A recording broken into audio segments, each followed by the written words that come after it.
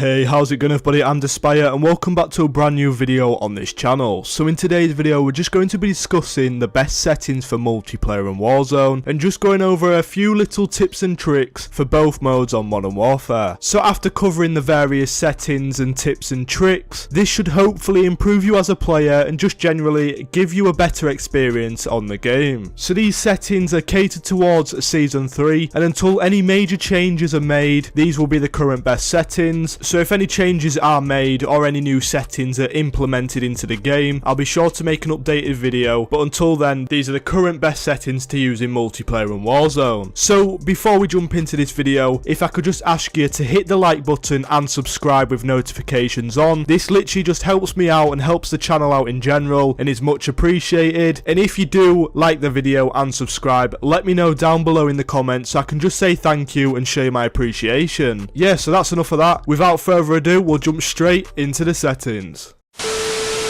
Hey, how's it going everybody? I'm DSpire and welcome back to this video. So in this video we're literally just going to be going through the options menu on Modern Warfare. I'm going to be showing you all the settings that I'm currently using in the game, and these settings are sort of what I've got from playing the game for years on end now, and I've transferred them from previous Call of Duties, and I think these work the best in Modern Warfare, and a lot of other big YouTubers will say the same sort of settings. So you can watch this video, literally just copy the settings if you want and try them out for yourself in your own game. Yeah, so starting at the top, we're going into the controls menu. So we've got the first set of button layout presets. We've got the button layout preset and the stick layout preset, and for me personally, I have these both set to default, and the reasoning for this is because I'm currently using a scuff controller, so I don't need to really adjust these presets to anything but default because I've got the paddles on the back, so I literally just use them for the front buttons, so I don't have to take my hands off the controller,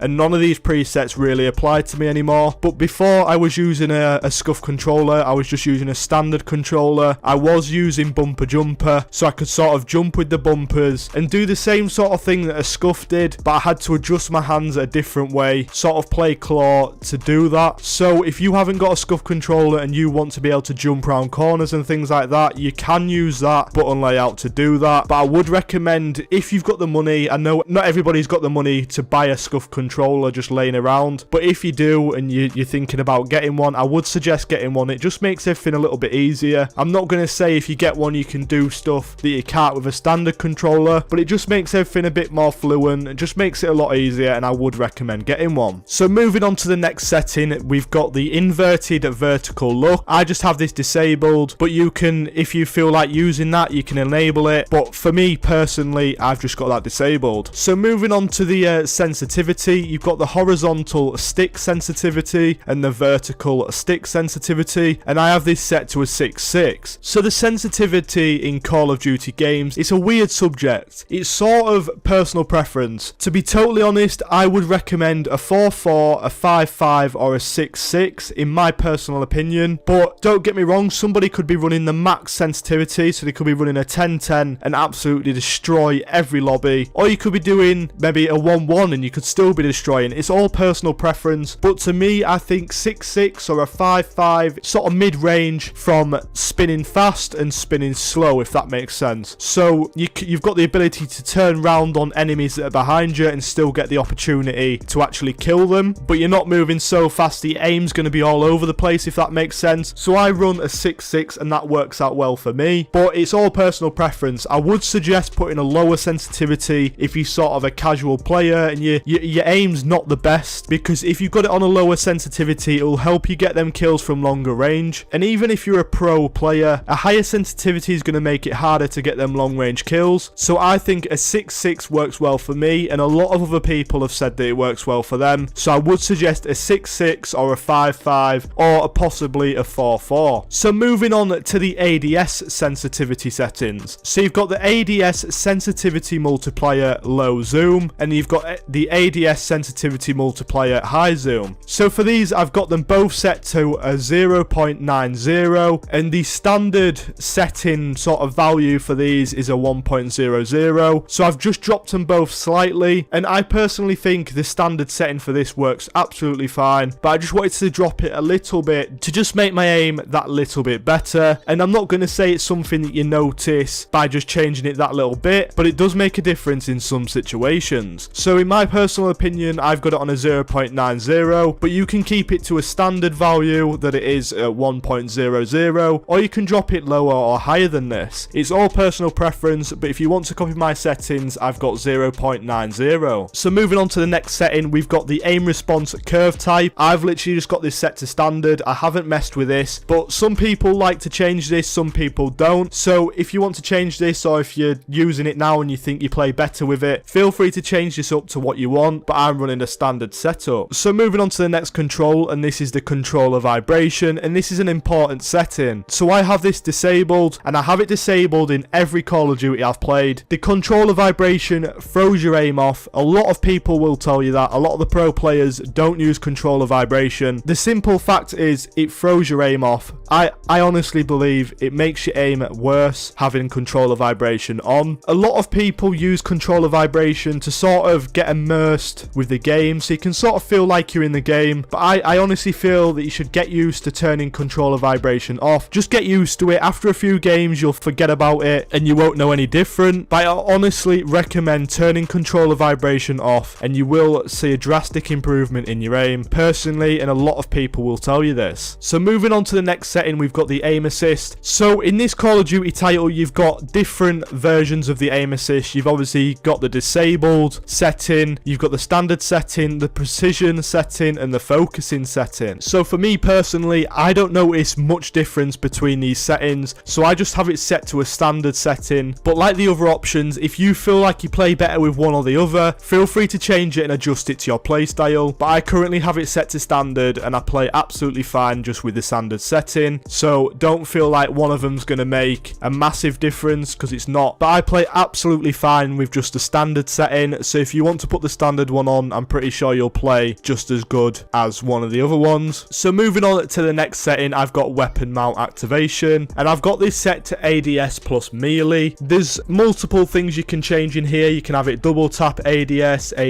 or disabled, but I have it to ADS plus melee, and I honestly just think that works out fine, but feel free to change it if you want to use something else. So moving on to the next one, we've got weapon mount movement exit. I have this enabled. I feel that this just works better, and I don't think you should really consider disabling it. I think when it's enabled, it works just fine. So moving down, we've got the aim down sight behavior, and this is set to hold. I won't consider changing it to toggle, as it's one of them settings that sort of just works well out the box, and you don't really need to adjust it. So moving down, we go to the equipment behavior. I have this set to hold. Yet again, I don't think you should change it to toggle. It's one of them things that works well out the box, but don't feel like you can't change it if you want to. Feel free to change these settings to anything that you feel like using or you play better with. So moving down, we've got the use/reload behavior, and I've got this set to tap to reload. So this sort of links into multiplayer and Warzone. For multiplayer, have it tap to reload, so you can literally just tap the button to reload and you reload straight away. But if you're going to be playing Warzone, I'd highly suggest putting contextual tap on. So this basically makes it so you tap to reload and you tap to pick objects up off the floor. So there's many situations that this is going to work out in your favor. So for example, when you're flying down and you pull your parachute, if you drop into a building directly next to somebody, you can run into a building, and instead of looking at the ground holding buttons trying to pick guns up, you can literally just press this and it'll pick your gun up or equipment or whatever you're trying to pick up instantly, and you've got an advantage over the enemy and you'll probably get the kill before them. So this is something I highly recommend using in Warzone, but if you're going to be playing multiplayer, put it to tap to reload. So moving down to the next setting, we've got depleted ammo weapon switch. I have this enabled. This is sort of personal preference. You can change it to disabled or enabled. disabled. Feel free to change it to whatever you want. So moving down to movement, we've got slide behavior. I have this to hold. You can literally have that to tap or hold. It's a personal preference again, but I think it works fine in hold, so that's what I'm using. So moving down, we've got auto move forward. I have this disabled. Yet again, this is a personal preference, and you can use what you feel works best in the actual game. So you can enable or disable this setting. Feel free to do whatever you want. So moving down, we've got automatic sprint. So I actually usually have this disabled. I don't know why it was on, but yet again, you've got the option to put it to automatic tactical sprint or automatic sprint, but I just have this disabled as I don't feel it's necessary. But yet again, you can change it if you feel like you play better using it. So moving down, we've got the vehicle camera recenter. I just have this enabled. That was enabled as default. And you've got the parachute auto deploy. So the vehicle camera recenter, yet again, it's just one of them settings that doesn't really matter. You can have it disabled or you can have it enabled. It's totally personal preference, but I currently have it enabled. So for the parachute auto deploy, I'd highly recommend having this on, because why wouldn't you want it to auto deploy? If you have this off and you forget, you're just going to hit the ground. But one thing to remember is if you fly down and you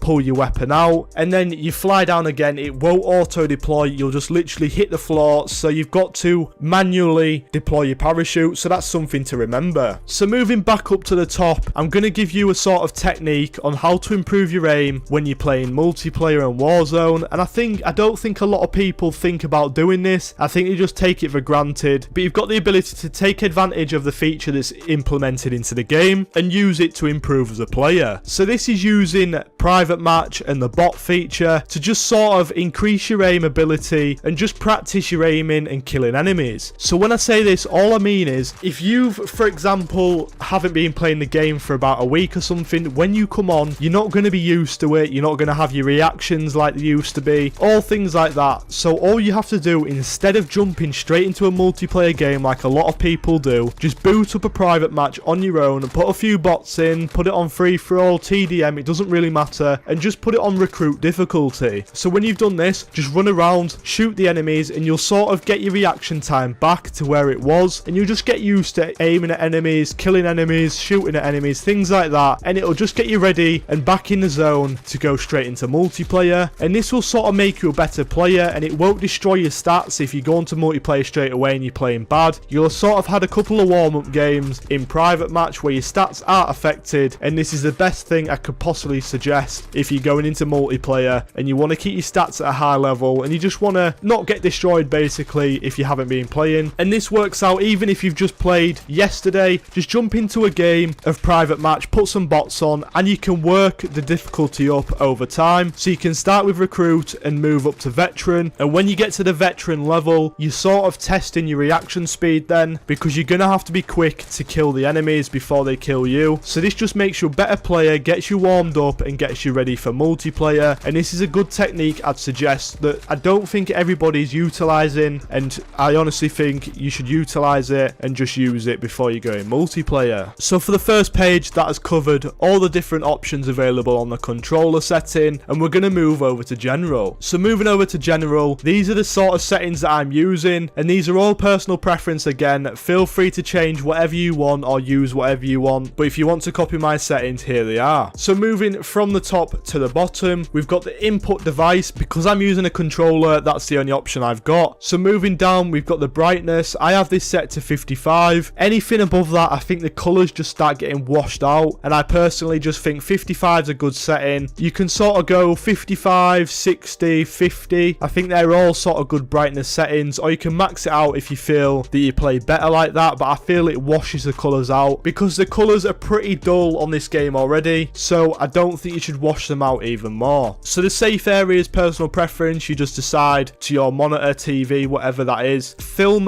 grain, I've got that set to 0. This sort of just puts a visual noise on items and objects in game, and I feel like it just makes the graphics worse, so I don't think this is a setting you should consider having on, and that's why I just have it to 0, as I don't think it gives you any benefit. It just makes it look worse. So the tooltips, I've got that enabled. I think that's on as default, so if you don't want to change that, it's totally up to you and it's a personal preference. So moving down to subtitles, I've got that disabled. A lot of people like subtitles just to sort of, if they're making a YouTube video, so the viewers just can see what people are saying, but I personally don't like it, and that's why I have it turned off. Language, that's just whatever language you speak. Colorblind type, so this is where you can get your color back in the game and sort of improve the colors and just make them brighter. So as standard, it's currently set to disabled, but if you actually put it onto this one here, I'm not even going to try pronounce that. If you can pronounce that, then congratulations, do you know what I mean? But I'm not even going to try pronounce that, but you can see what it is, and I highly suggest using this in multiplayer just to sort of make your colors look a bit more vibrant and just make the game look better. If you're recording a video or if you're just playing on your game, it just makes the game look a little bit better. So the only issue with this is usually when you look at an enemy, their name is red, but with this, when you change this on, the name tag's yellow. So it's something you get used to, but it's just totally personal preference, but I feel it makes the colors better, so that's why I have it on. So colorblind target, I just have that set to both. As you can see, it's personal preference, you can turn that to whatever you want, but I have that set to both. So world motion blur, I have that set to disabled. I highly suggest turning that off like I have, just put it to disabled because it just makes your game worse, and a lot of people have said that these sort of things gives you headache, and it's just a setting that makes your game look worse in my opinion, so I feel you should turn it off. It just makes everything better, and you don't have all the blurry effects that just make the game look worse in my opinion. So moving on to weapon motion blur, same again, I have this disabled. If you're spinning around, your weapon will go all blurry, and I just feel you should disable that. It's just a stupid setting in my opinion, and not something you should consider using. So moving down, we've got the HUD, and this is an important sort of setting here, and this caters towards Warzone. So the mini-map shape, by default it's set to round, but you want to be changing this to square. So when you change it to square, instead of it being round, you get all the extra area on the mini-map that's cut off when you've got the circle mini-map set. And this, believe it or not, shows you a lot more things on the map in Warzone. So you can see a buy station that you couldn't see with the circle mini-map, you can see an enemy, you can see a loadout drop, anything like that. You can just see a lot more on the mini-map, and this helps. So I didn't know about this when Warzone first came out, but I've started using it and it's great. It just makes it a lot better, but I'd highly recommend changing it from round to square. So moving down, we've got the mini-map rotation, and I just have that enabled, so the mini-map will rotate when you rotate your player. Disabled,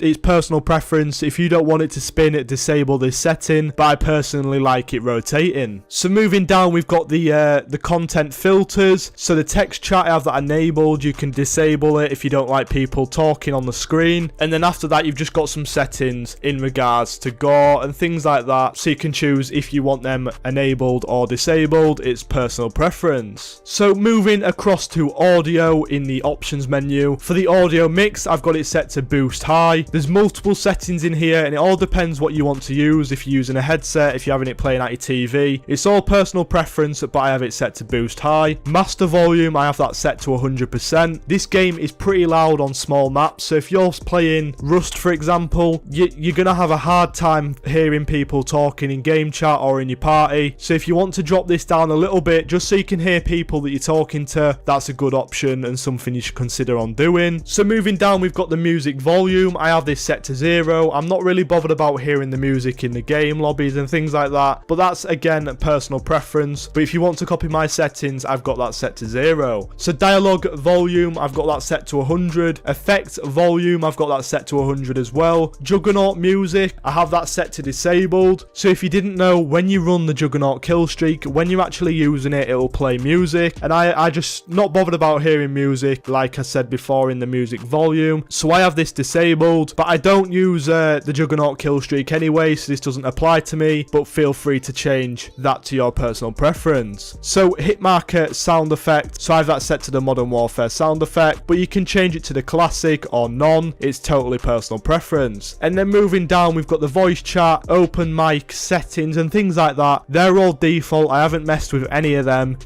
If yours are showing different, you can copy mine, but I think these are the default settings. I haven't adjusted them, and that literally covers everything in the options menu. In the account section, it just has crossplay and things like that. I have crossplay enabled, but there's nothing in there that we need to showcase. But that literally covers it for this video. I've shown you all the settings that I'm using, sort of the best settings I feel you should be using in multiplayer and Warzone to sort of just improve your game, make you a better player, and just sort of improve your gaming experience on multiplayer and Warzone in Modern Warfare. Warfare. So let me know down below in the comment section if there's any sort of settings that you disliked in this video, or just any settings that you feel you do better with that I haven't mentioned in this video. But I personally think these settings work out well for me, and they work out for a lot of other players and pro players, things of that nature. And there's some settings I would recommend trying out and just experience them on multiplayer and just see what you think of them. Yeah, so like I said at the start of the video, if any sort of settings change as the seasons go on or anything else is implemented, I'll make an updated video and just cover the new settings. But I've just made this video today just to show you the best settings available currently, and if you're not using these settings, I'd highly recommend changing them or just changing them to your personal preference. Yeah, so I think that's about it from me anyway. If you like the video, don't forget to hit that like button. If you're new around here, don't forget to subscribe, it's much appreciated.